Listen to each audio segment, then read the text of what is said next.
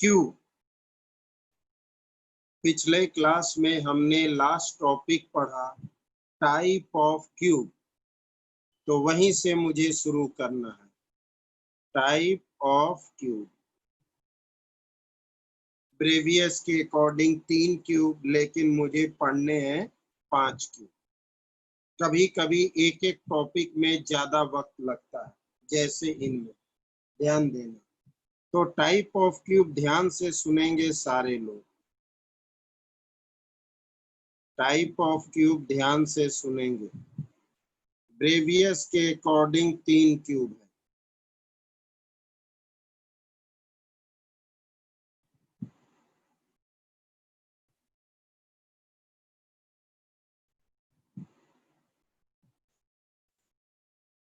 Previous के according 3 cube है, हम डिस्कस कर चुके हैं। इस वजह से थोड़ा हम फास्टली चल रहे हैं, क्योंकि हमने आपको पिछले क्लास में ही पढ़ाया है।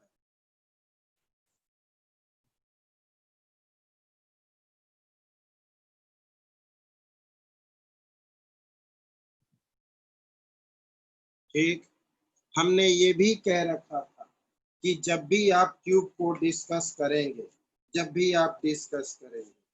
ध्यान देना, तो हमने ये भी कह रखा है कि जब भी हम क्यूब में एटम को रिप्रेजेंट करेंगे तो आपको इमेजिन करके चलना है कि सारे एटम आपस में टच करते हैं। और अगर वो टच तभी नहीं करेंगे जब बीच में कोई एटम आ जाएगा, मतलब फाइनली एक दूसरे से तो वो टच ही करेंगे। या ये तीसरा कंडीशन भी हो सकता है कि बीच में इधर कोई एटम आ गया, तो जिसकी वजह से वो आपस में, लेकिन यहाँ तो टचिंग फॉर्म में है, यानी कहीं ना कहीं एक दूसरे से कांटेक्ट में रहेंगे जब भी आप किसी की बात करें। तो हम यहाँ पर आपको समझाने के लिए छोटे छोटे एटम ले रहे हैं। आपको इमेजिन करना है सारे एटम बड़े हैं, एक दूसरे को टच कर रहे हैं। कैसा भी क्यूब हो, हर क्यूब के कॉर्नर पर एटम होते हैं। कैसा भी क्यूब हो, हर क्यूब के कॉर्नर पर एटम होते हैं। ये बात फिक्स है, ये बात फिक्स है, हमेशा कहते हैं, ये बात फिक्स है।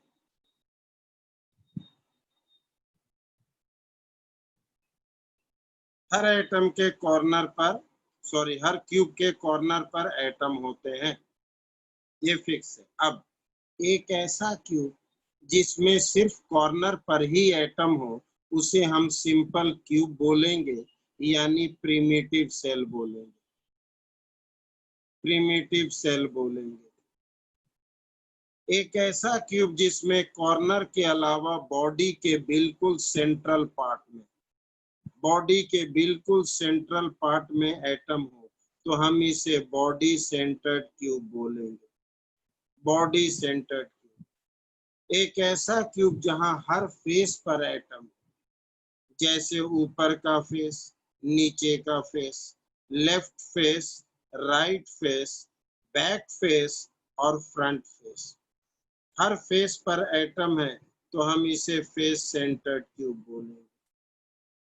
एक ऐसा क्यूब जिसमें दो ही फेस पर हो, लेफ्ट राइट, आगे पीछे या ऊपर नीचे, मर्जी आपकी, किसी दो फेस पर अल्टरनेट फेस, एक ऊपर एक नीचे, अल्टरनेट फेस, इसे हम बोलेंगे end centred cube, end centred cube. Bravais के अकॉर्डिंग 3 ही है, ब्रेवियस के अकॉर्डिंग 3 ही है।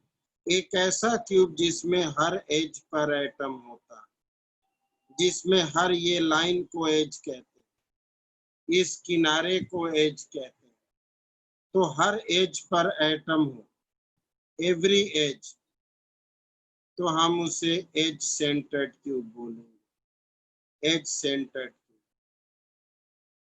एज सेंटर्ड क्यूब कहा जाता है। बहुत ध्यान से सुनेंगे तभी समझ आएगा। एक सेकेंड होल्ड करना बाबू, कहाँ, यहाँ से पतला वाला सारा टॉपिक।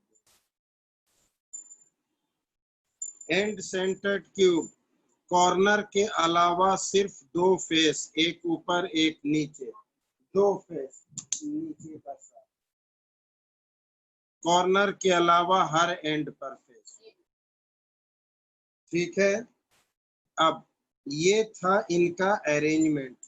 तो इतने तरह के क्यूब होते हैं। अब इसी पर मुझे पढ़ना है contribution of atom in 1 unit से। ध्यान से देखना, कंट्रीब्यूशन ऑफ एटम्स। जानने से पहले ये जानना जरूरी है, ध्यान देना, कुछ कहना चाहेंगे, अच्छी तरह से समझने की कोशिश करें। ध्यान देना,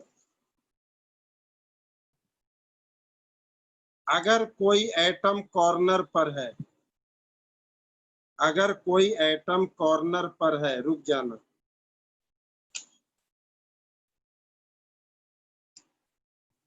अगर कोई एटम कॉर्नर पर है तो कितने को टच कर रहा है?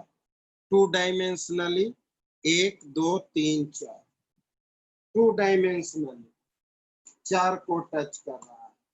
और यही अगर 3 डायमेंशनली बोल दिया जाए तो, यही अगर 3 डायमेंशनली बोल दिया जाए तो वो एटम 8 को टच करेगा। यही कहना चाह रहे हैं कंट्रीब्यूशन।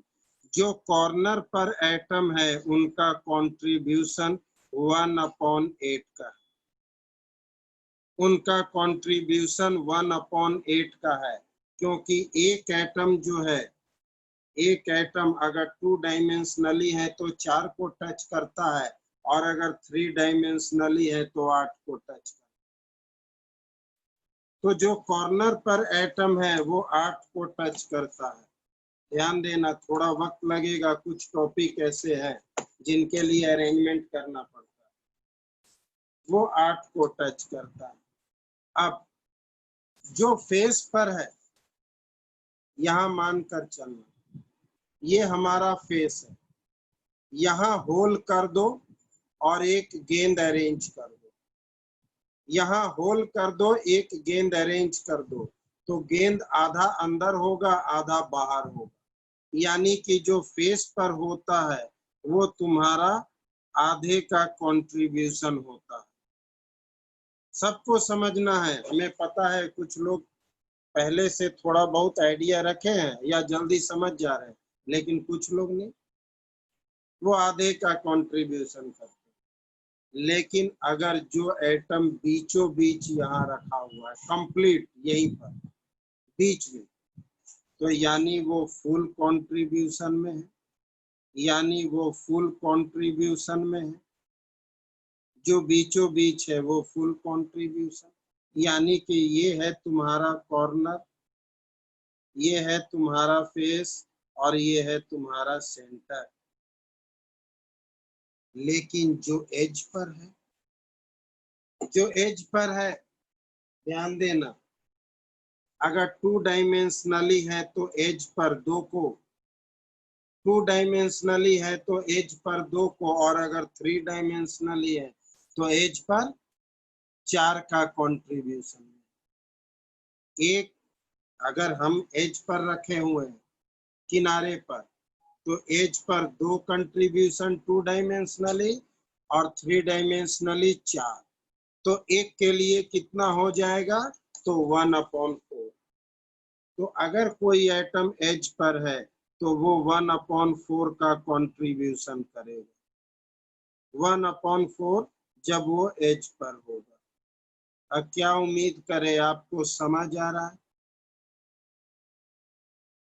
हमने जो आपको डिमॉन्स्ट्रेशन यहाँ पर दिखा रहे हैं, आपको समझ आ रहा है कि जो एटम कॉर्नर पर है 1/8, जो फेस पर है आधे का, जो बॉडी के सेंटर में है 1 कंप्लीट फुल कंट्रीब्यूशन, और जो एज पर है वो हमारा 1/4। इसी की वजह से अब हम इनका कंट्रीब्यूशन पढ़ेंगे। ध्यान देना, तो सबसे पहला कंट्रीब्यूशन है सिंपल क्यूब का। तो सिंपल क्यूब में 8 एटम है और हर एटम का कंट्रीब्यूशन 1/8, तो टोटल कंट्रीब्यूशन 1। उसी तरह से दूसरा है BCC, body centred cube. Corner वाली बात तो कॉमन है, सब में कॉर्नर वाली बात तो सब में है, कॉमन है, यानी 8 × 1/8 तो यहाँ भी है, प्लस एक बॉडी के सेंट्रल पार्ट में है, यानी फुल कंट्रीब्यूशन, तो कुल मिलाकर 2। उसी तरह से अगर हम FCC की बात करें तो 8 × 1/8 प्लस टोटल कितने फेस होते हैं, 6 फेस, और फेस पर कंट्रीब्यूशन हाफ का, तो टोटल मिलाकर 4। तो ब्रेवियस के अकॉर्डिंग कंट्रीब्यूशन ये है, और इस कंट्रीब्यूशन को हम Z से डिनोट करते हैं। Z = number of contributing atom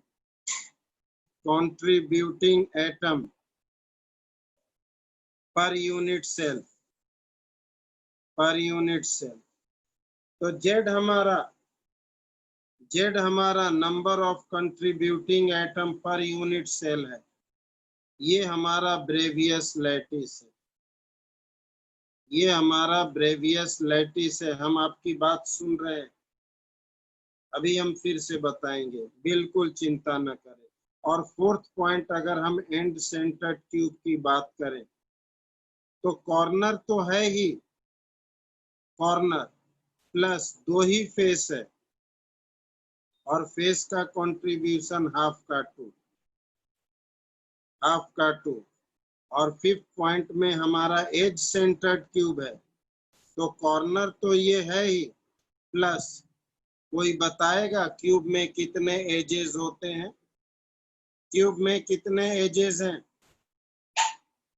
जल्दी बोलिए, क्यूब में कितने एजेस होते हैं, नहीं पता, बहुत बढ़िया। कोई 8 कहता है, कोई 12 कहता है, 12 होते हैं बालक धनंजय, ऐसी क्यों मिस्टेक करते हो, 12 होते हैं, इंटू 1/4, एज में 1/4 का कंट्रीब्यूशन, टोटल 4। यही Z हमारा नेचर ऑफ सब्सटेंस होता है, यही नेचर ऑफ सब्सटेंस कहलाता है, नेचर ऑफ सब्सटेंस 4, Z कहलाता है। अगर आपसे Z का वैल्यू निकाल कर नेचर ऑफ सब्सटेंस पूछे तो आप नेचर क्या बताएंगे, BCC, क्योंकि ब्रेवियस के अकॉर्डिंग यही 3 फॉर्म है।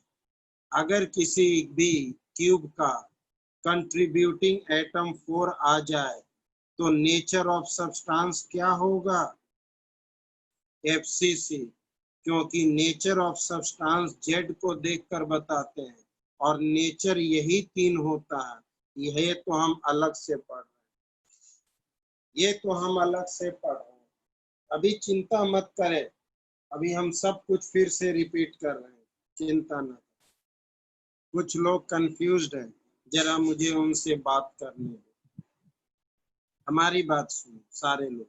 हमने अभी आपको कॉपी का अरेंजमेंट से दिखाया, कॉर्नर पे जो एटम होते हैं, फिर से सारी बातें बोल रहे हैं, वो 1/8 का कंट्रीब्यूशन करता है, क्योंकि एक एटम 8 क्यूब को टच करता है, तो एक के लिए 1/8, जो फेस पर होता है आधे का, जो सेंट्रल में होता है फुल कंट्रीब्यूशन, जो एज पर होता है 1/4।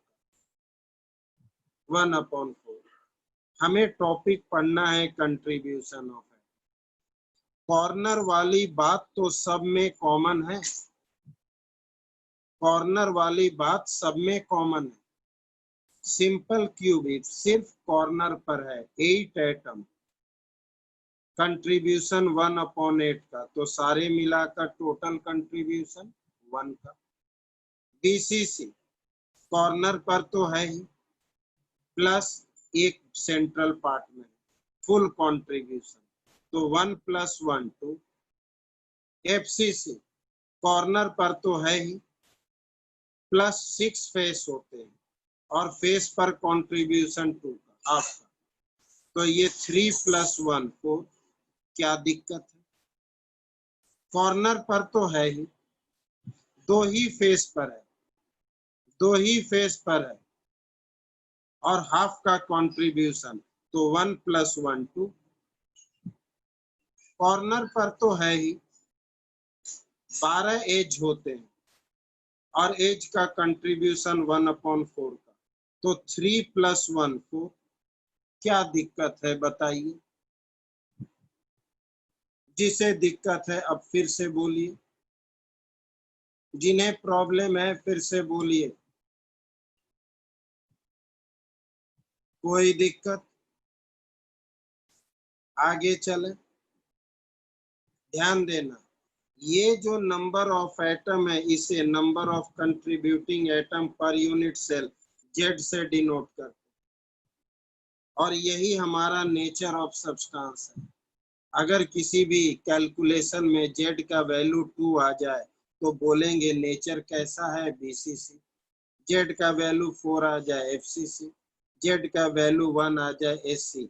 नेचर में ये दोनों नहीं आते, नेचर में ये दोनों नहीं आते हैं। नेचर में सिर्फ ब्रेवियस लैटिस आता है, सिर्फ ब्रेवियस लैटिस आता है। ये हम अलग से पढ़ें। क्या उम्मीद करें समझ आया? इनसे रिलेटेड न्यूमेरिकल आते हैं, एक बताएंगे फिर आपसे पूछेंगे, एक बताएंगे फिर आपसे पूछेंगे। ध्यान देना, ये सब कुछ हम पहले ही आपको सेंड कर चुके थे। आज के क्लास का भी टॉपिक हमने आपको सेंड कर रखा है पीडीएफ बनाकर। ध्यान देना, बुक का ही क्वेश्चन है। ध्यान देना, a substance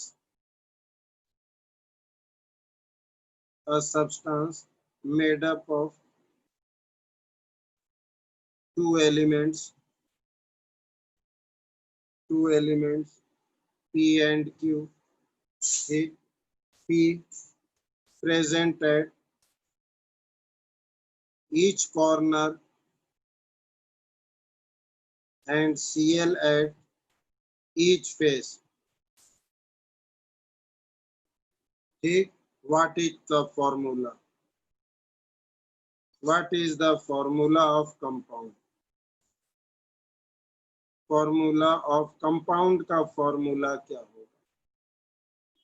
ठीक है, very simple answer, very simple. एक सब्सटेंस है, दो एलिमेंट से मिलकर बना, P and Q। P corner पर है तो सबसे पहले contribution of P, contribution of P each corner पर है 8 × 1/8। बिल्कुल सही जवाब है PQ3। जरा बाकी लोग भी समझ लें। Contribution of Q, sorry P and Q है, हमने Q at each face, Q at each face पर है। ईच फेस 6 होते हैं और 1/2 इक्वल्स टू 3। तो फॉर्मूला क्या हो गया? Formula equals to PQ3। P1 है, Q3 है, तो formula PQ3 like aluminium chloride AlCl3, उसी की तरह। अगर इन केस इसमें तुमसे इसका नेचर पूछता कि नेचर ऑफ सब्सटेंस क्या हुआ, तो नेचर क्या बना, जल्दी बोलो। नेचर क्या बना, जल्दी बोलो। कोई नहीं बोलेगा। नेचर क्या बना? आयोनिक नहीं बालक, हमने नेचर पूछा। हाँ फौजिया अहमद बिल्कुल सही, FCC अभी अभी समझाएं। नेचर जेड से पता चलता है। FCC क्यों? 3 1 4 4 है FCC, कॉर्नर पर और फेस पर है FCC। P कॉर्नर पर है, Q फेस पर है, टोटल 4 बनेगा FCC। नेचर ये पूछेगा, आयोनिक कोवलेंट नहीं। नेचर का अभी हमने क्या कहा, ये नेचर ऑफ सब्सटेंस। ऐसे क्वेश्चन आपसे पूछे जाएंगे। क्या इनमें से किसी को कुछ पूछना है? क्या इनमें से किसी को कुछ भी पूछना है?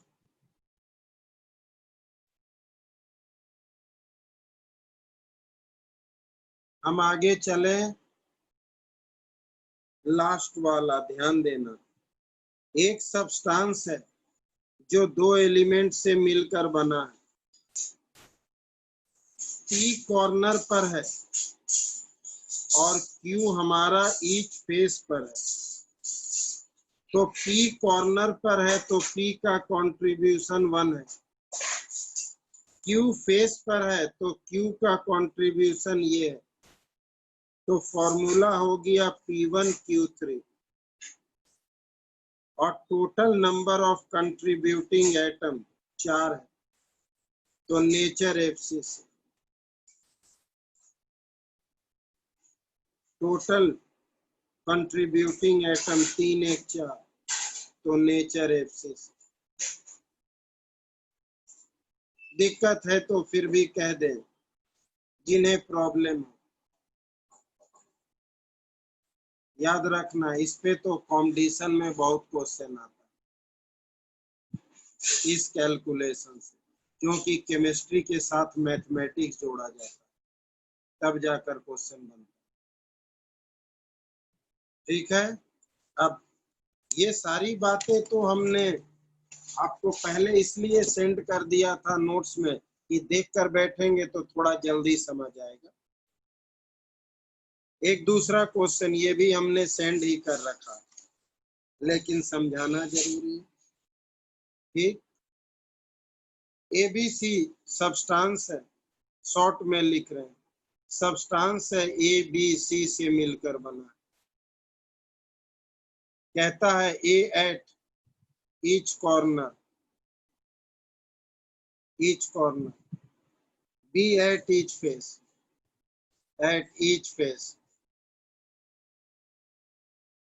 and two atoms of C at each body diagonal.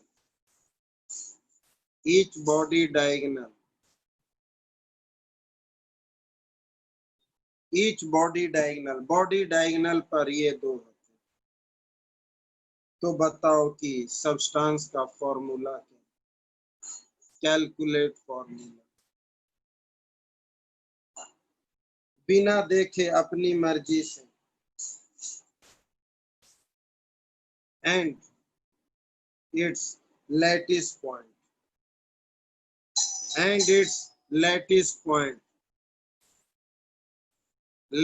Point भी बताना। हमने ये भेज रखा है, आप में से कोई बता सकता है बिना देखे? क्लास होता तो आपको समय दिया ही जाता प्रॉब्लम करने के लिए। यही बात है कि ऑनलाइन में प्रॉब्लम के लिए टाइम देते हैं तो मुझे चुप करके बैठना पड़ता है, कुछ अजीब लगता है। लेकिन ऑफलाइन में तो ये बातें होती हैं, तो कभी कभी आपको करना पड़ेगा। AB3C2 किसने लिखा? अहमद। चलिए, प्रयास अच्छी है।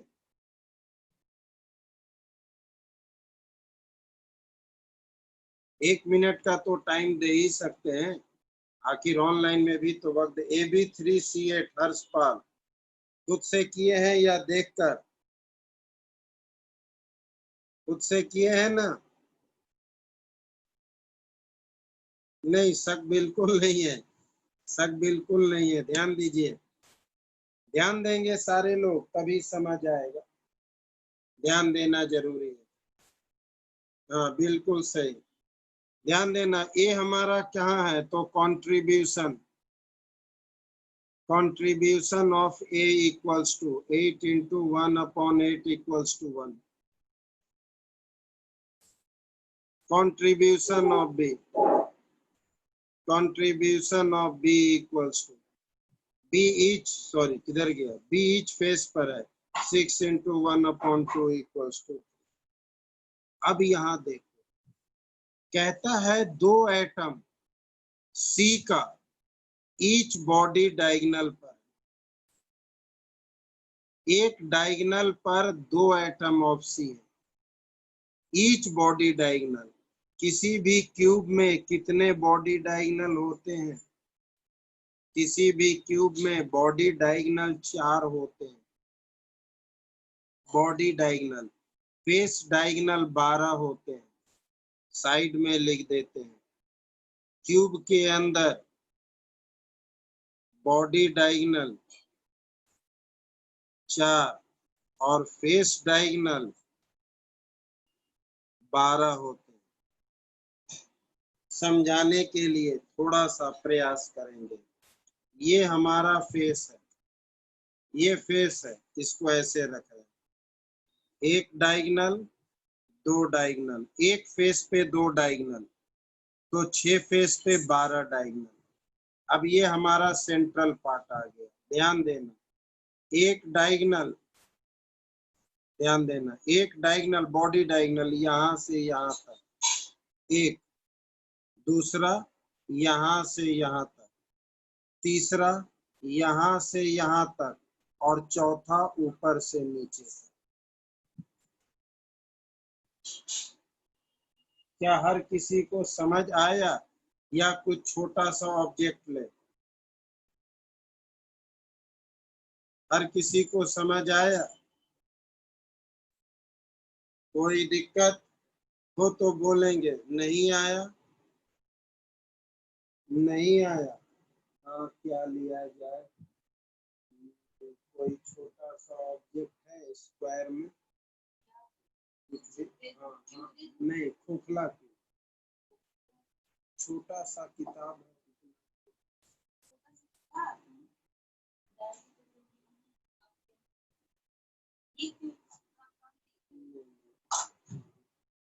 पहले से लेकर बैठे नहीं, वो मतलब ऑब्जेक्ट ढूंढ रहे हैं कि उससे छोटा कोई है।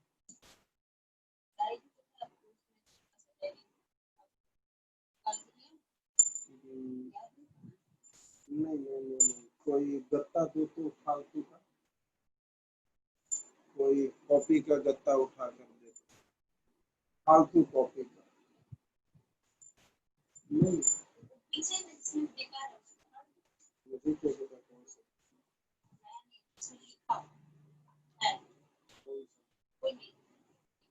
नहीं, रुक जाना थोड़ा सा। ये कॉपी टाइप मांग रहे हैं। ध्यान देना, ध्यान देना, हाँ, ध्यान देना इधर। इसे क्यूब का रूप समझो, ठीक? इससे नहीं होगा।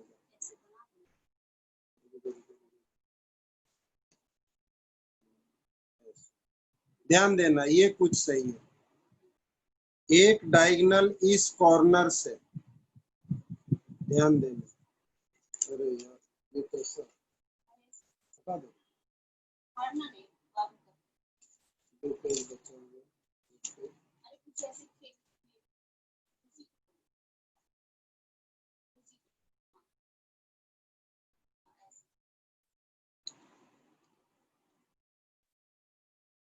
ध्यान देना, एक डायगोनल यहां से यहां,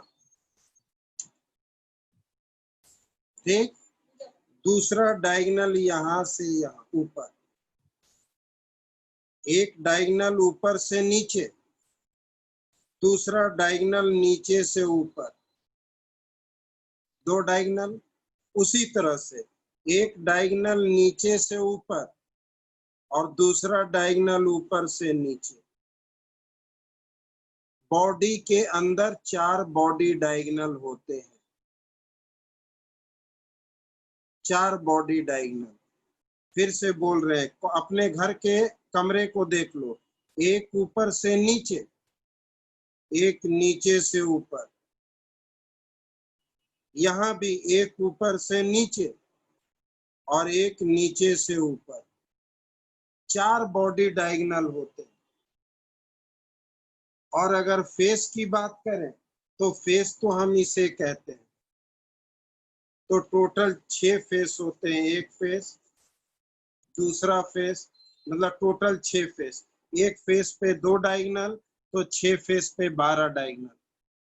तो किसी भी क्यूब में 4 बॉडी डायगोनल 12 फेस डायगोनल होता है। अब जो एटम बॉडी डायगोनल पर है वो तो फुल कंट्रीब्यूशन में है, जो बॉडी डायगोनल पे है वो फुल कंट्रीब्यूशन में है। तो contribution of C equals to 2 into 4 equals to 8। इसलिए फॉर्मूला हमारा बन जाता है A1 B3 और C8। फिर तुमसे पूछा गया number of lattice point. Number of lattice point का मतलब कितने पार्टिकल, वो देखो। तो 6 और 8, 14 और 8 कितने हो गए? तो number of lattice point equals to 16। कैसे बोल दिए जी?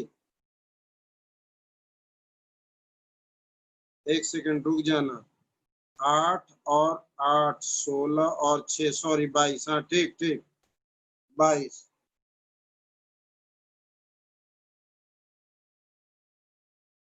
बाईस। और कोई दिक्कत? लैटिस का मतलब number of sphere, number of atom, total number of A B and C, contribution नहीं। लैटिस पॉइंट का मतलब total number of A B and C, their contribution नहीं। हमने आपसे क्या कहा था? एक को हम लैटिस पॉइंट बोलते हैं, एक स्फीयर को लैटिस पॉइंट बोलते हैं। ध्यान देना, इसमें लैटिस पॉइंट 8 है,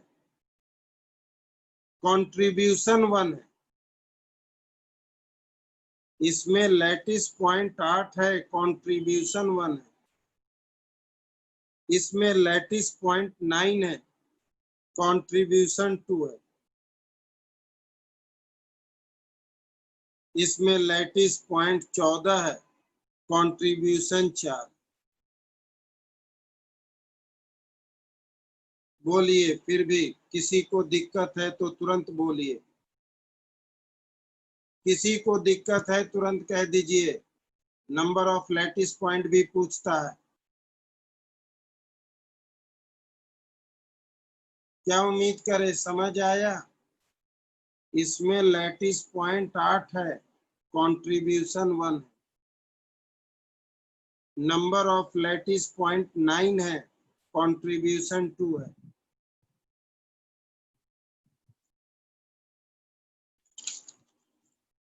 एक क्यूब के अंदर चारों डायगोनल पे 2-2 है।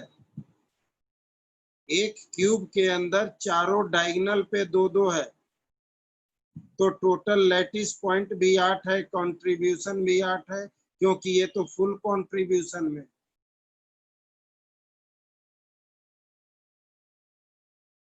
क्यूब के अंदर 4 बॉडी डायगोनल, चारों पर 2-2 एटम है, तो टोटल एटम 8 है और कंट्रीब्यूशन भी 8 है।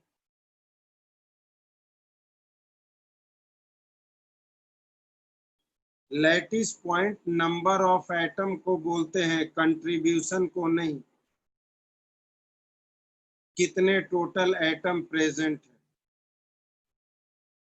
तो ए हर कॉर्नर पर है 8 कॉर्नर, बी हर फेस पर है 6 फेस,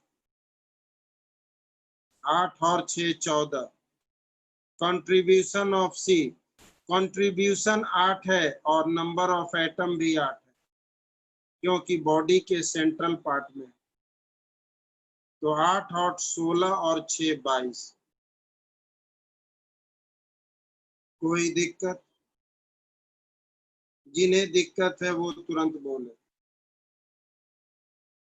फेस डायगोनल के लिए 2 इंटू 12 हो जाएगा, नहीं हाफ इंटू 12 होगा, 2 इंटू फेस डायगोनल 12 है और हर पर 2 है और डायगोनल के लिए आधा होता है, ऐसे कैलकुलेट करेंगे।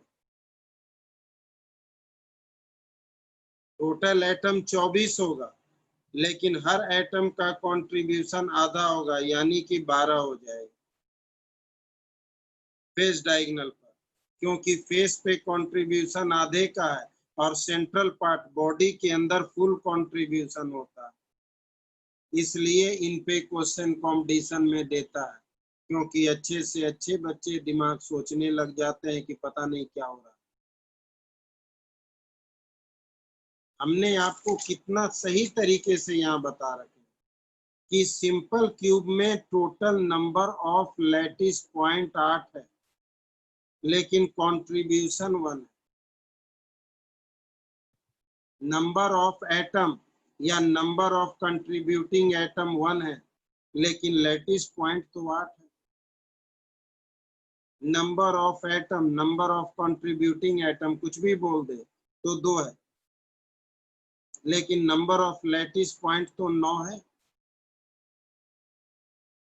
That is the case. क्या उम्मीद करें, समझ आ रहा है तभी हाँ करना, नहीं आए तो ना कर देना, नहीं आए तो ना कर देना, बार बार कह रहे हैं।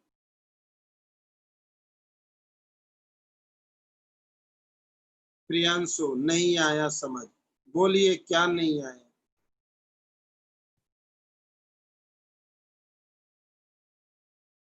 बोलिए क्या नहीं आया।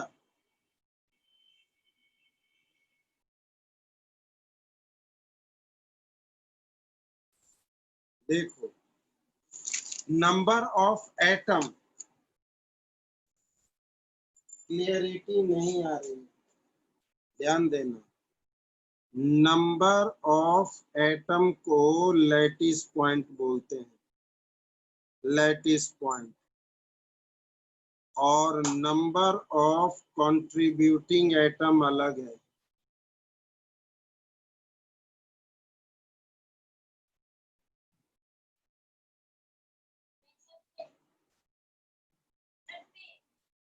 Number of atom lattice point, number of contributing atom Z. एक क्यूब के अंदर में मान लो सिंपल क्यूब है, तो सिंपल क्यूब में 8 एटम है, सिंपल क्यूब में 8 एटम है, तो लैटिस पॉइंट 8 हो गया। क्या आठों इनको बराबर से मिला है? नहीं, तो नंबर ऑफ कंट्रीब्यूटिंग एटम या नंबर ऑफ एटम भी बोले तो 1/8 इंटू 8 इक्वल्स टू 1।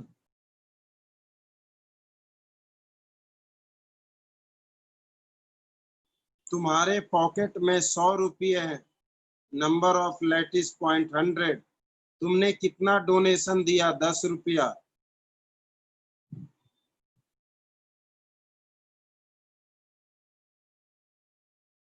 किसी भी क्यूब में कितने एटम हैं लैटिस पॉइंट, इनका कितना हिस्सा क्यूब के लिए है, वो नंबर ऑफ एटम या नंबर ऑफ कंट्रीब्यूटिंग एटम।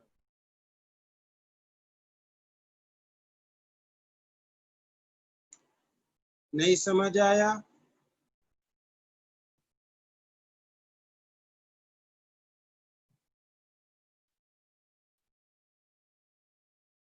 क्या नहीं आ रहा? वही तो मुझे नहीं समझ आ रहा। कितना तो सिंपल बोल रहे हैं, कितने एटम है? 8, तो लैटिस पॉइंट 8। आठों ने मिलकर क्यूब को कितना दिया? तो 1 के बराबर। आठों ने मिलकर कितना हिस्सा क्यूब को दिया?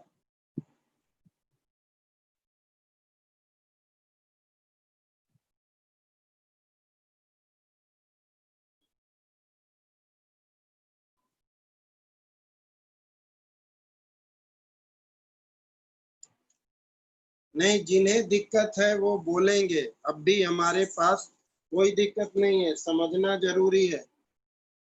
इसके ऊपर ध्यान देना, इसके ऊपर कितने चूड़ी हैं? एक चूड़ी है। इसका कितना हिस्सा कॉपी के ऊपर है?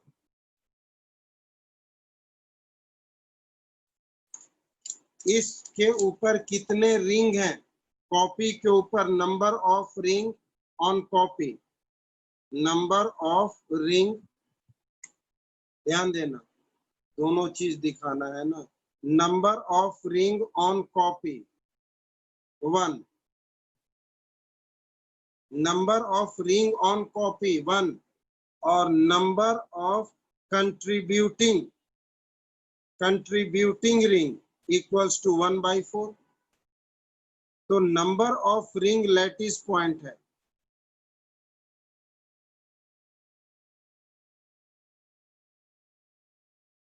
और नंबर ऑफ कंट्रीब्यूटिंग एटम तो 1/4 इंटू 1 इक्वल्स टू 1/4। या यूं समझ लो कि ये प्रॉपर वे में दिखा देते हैं। रुक जाना,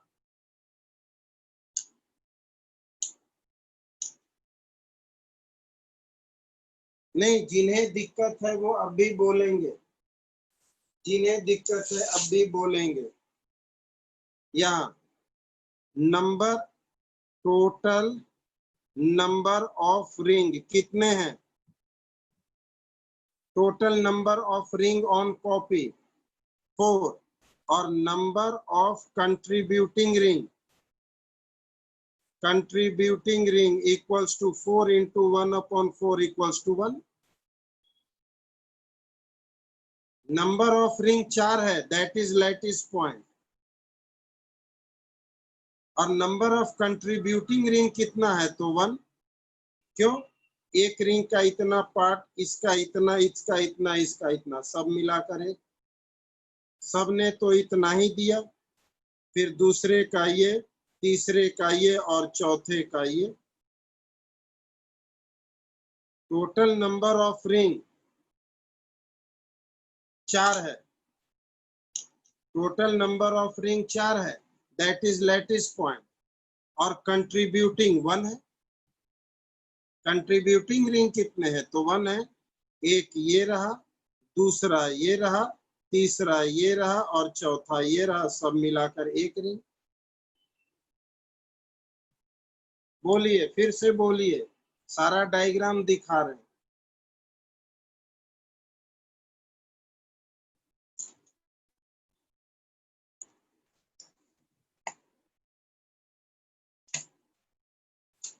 नहीं, अगर किसी को समझ ना आए तो थोड़ा इंतजार, कोई क्लास में अगर ज्यादा वक्त लग जाए तो दिक्कत नहीं है। तो यही चीज बताना है कि इसके केस में हमने प्रॉपर वे में बताया कि नंबर ऑफ लैटिस पॉइंट 9 है, यानी number of atom. Number of contributing atom 2 है। कितने का कंट्रीब्यूशन हुआ? तो सारे का मिलाकर 2 का कंट्रीब्यूशन हुआ, और टोटल नंबर ऑफ एटम यहाँ पर 9 है। तो 9 इज द लैटिस पॉइंट। देखो, कोई भी स्टूडेंट घबराओ मत, साफ शब्दों में फिर भी कह दो कि किसे नहीं समझ आया। जिसे नहीं समझ आया सारे लोग बोल दो, जिसे नहीं आया कि सर मुझे नहीं आया।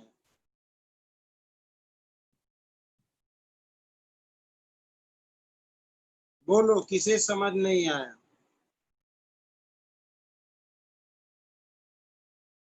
ठीक, नहीं, जिसे दिक्कत है वो बोले, क्योंकि 3 डायमेंशन है, ये तो बहुत छोटी सी बात है। अभी तो बहुत सारे इमेजिनेशन आएगा, बहुत तरह के इमेजिनेशन, जहां पर तुम्हें कुछ चीज को एज्यूम करके चल देना है। ध्यान देना। नेक्स्ट एक क्वेश्चन जरा अब बताओ, थोड़ा सा डिफरेंट है, फिर हम आगे चलेंगे। Substance has A B C, 3 element है, 3 एलिमेंट है, ध्यान देना सब लोग। A at each corner B at each face and C at each corner हो गया face है, each edges. One of the face is removed. One of the face is removed. One of the face is removed. What is formula?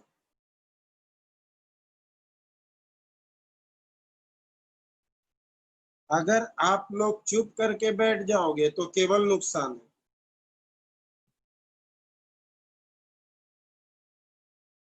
आपको 2 minute का time देते हैं।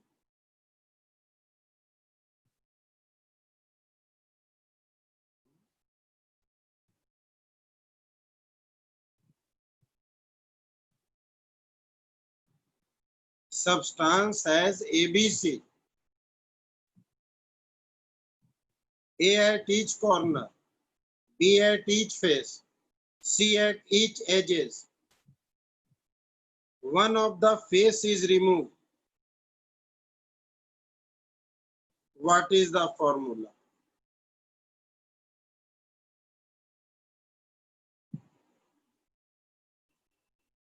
What is the formula?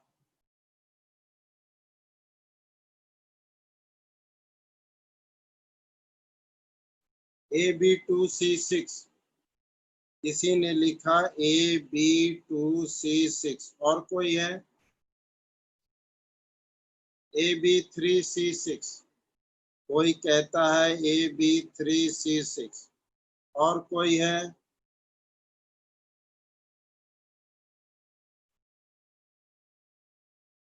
नहीं समझ आया? अभी आप AB2C2 बाबा रे AB2C2 अलग अलग जवाब मिल रहा है, जल्दी जल्दी। AB3C6 AB3C6 AB3C6 यानी AB3C6 बहुत लोग जवाब दे रहे हैं। अब मुझे ही बताना होगा। देखो अगर आप ऑफलाइन में रहते तो 2-5 मिनट तो आपको समय वैसे मिल ही जाता था, लेकिन ऑनलाइन में केवल मुझे ही बोलना पड़ रहा है, आप लोग चेक नहीं हो पा रहे हो। ध्यान देना सब लोग। अब इधर इधर हमारे पास एक क्यूब है, ध्यान से सुनेंगे तभी, अदरवाइज नहीं। हमारे पास एक क्यूब है, हमने कहा one of the face is remove. हमने कहा one of the face is remove, तो कॉर्नर कितने रिमूव हो गए? कॉर्नर रिमूव हो गए 4। ये रिमूव की बात कर रहे हैं। फेस कितने रिमूव हुए? 1। एज कितने रिमूव हुए? 4। ये रिमूव हो गए। One of the face is remove, तो ए का कंट्रीब्यूशन ईच कॉर्नर पर, तो 1 4 हट चुका है, तो 8 into 1/4 equals to 2। ए का कंट्रीब्यूशन 2। बी का कंट्रीब्यूशन, बी हमारा ईच फेस पर है, 5 फेस रह गया, तो ये मिस्टेक 1/8 इंटू कितने रह गए हैं? 4 ही ना, 4, तो 1/2 आएगा। 2 नहीं, ये तो कंट्रीब्यूशन है, एटम तो 4 ही रह गया, 1/2, ये 5 रह गया, इंटू 1/2 इक्वल्स टू 5/2। वही हमने किया। और सी का कंट्रीब्यूशन ईच एज पर है, 4 एज हट गया, 12 में से 4 एज हट गया, बचा 8 एज, 1/4 इक्वल्स टू 2। फ्रैक्शन में फॉर्मूला होता नहीं है, 200 तीनों को मल्टीप्लाई कर दो, तो AB5 C4 is the answer. AB5C4 is the answer. क्या उम्मीद करें आपको समझ आया? ध्यान से देखना, हमने कहा एक कॉर्नर पर है। हम अभी आपसे क्या बोल रहे हैं कि थोड़ा आप खुलकर बातें करो, कारण इस टॉपिक से रिलेटेड कंपटीशन में बहुत क्वेश्चन आते हैं, इसलिए कह रहे हैं। ध्यान देना, कुछ लोग पूछ रहे हैं, जरा उन्हें बताने दो। ए कॉर्नर पर है, बी फेस पर है और सी एज पर है। हमने कहा one of the face is remove. What is the formula? ये फेस, 6 फेस में से हमने एक फेस रिमूव कर दिया। एक फेस जब आपने रिमूव कर दिया तो उस फेस के साथ साथ जो भी पॉइंट टचिंग कंडीशन में है वो सब रिमूव हो गए, मतलब 4 कॉर्नर रिमूव हो गए, एक फेस रिमूव हो गया और 4 एज भी रिमूव हो गए। कॉर्नर 4 रिमूव हुआ, फेस 1 रिमूव हो गया, एज 4 रिमूव हो गया। तो 4 कॉर्नर हटा तो बचा 4 कॉर्नर, कंट्रीब्यूशन 1/8 का, टोटल 1/2। 6 फेस में से एक फेस हट गया, 5 रह गया, कंट्रीब्यूशन 1/2 का, तो टोटल 5/2। टोटल एज 12 होता है, 12 में से 4 हट गया, 8 बचा।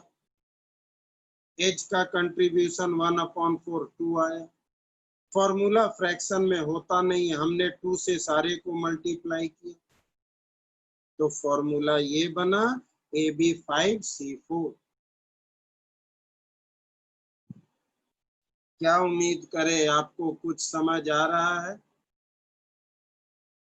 जिन्हें दिक्कत हो फिर से कह दो,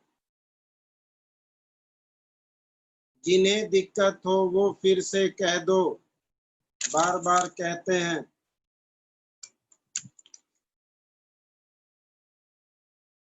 आगे चले, हम आगे चले, सब लोग बोलो। जिन्हें भी दिक्कत हो साफ शब्दों में कह दो। एक क्वेश्चन और दे, ज्यादा क्वेश्चन देंगे तो फिर अधूरा रह जाएंगे, ठीक ना? हाँ, इसलिए बीच बीच में पूछेंगे, कोई दिक्कत नहीं है, बीच बीच में हम सवाल पूछते जाएंगे। अब अगला टॉपिक है हमारा, ध्यान से सुनना, क्लोज पैकिंग। बहुत दिमाग की जरूरत है। अगर आपने अपना दिमाग का इस्तेमाल नहीं किया, थोड़ा लेंदी टॉपिक है,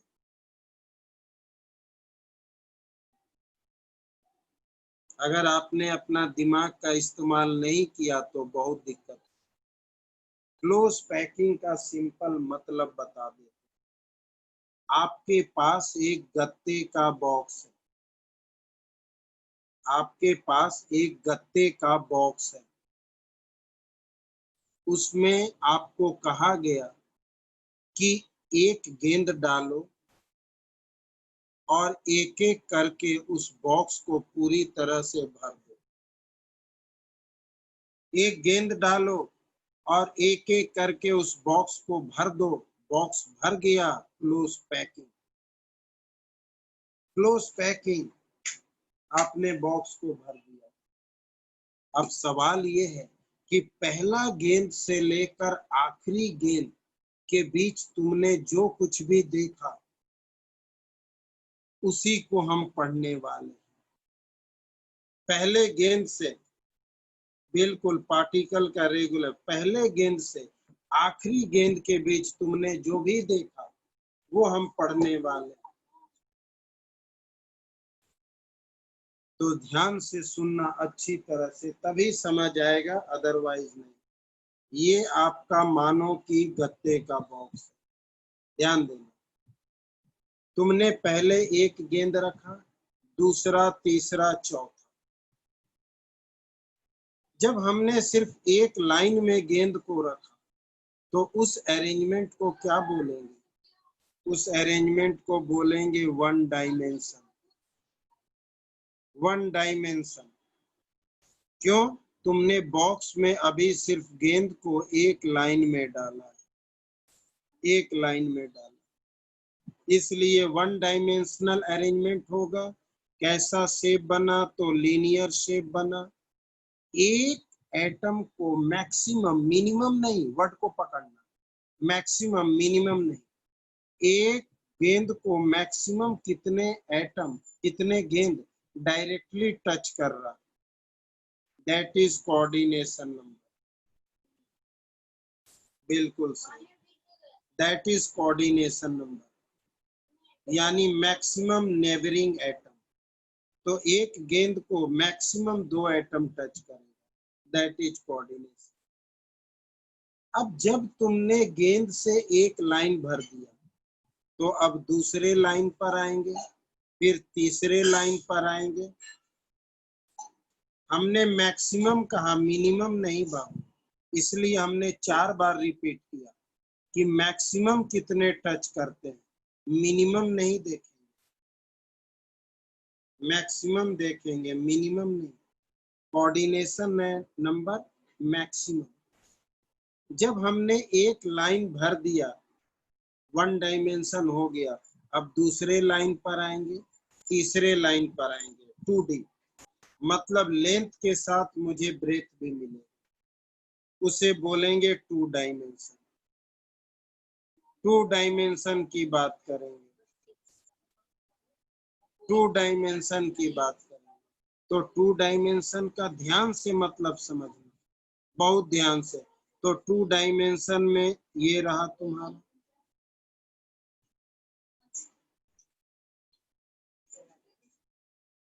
ये भी 2 डायमेंशन है और ये भी 2 डायमेंशन है, ध्यान से, और ये भी 2 डायमेंशन,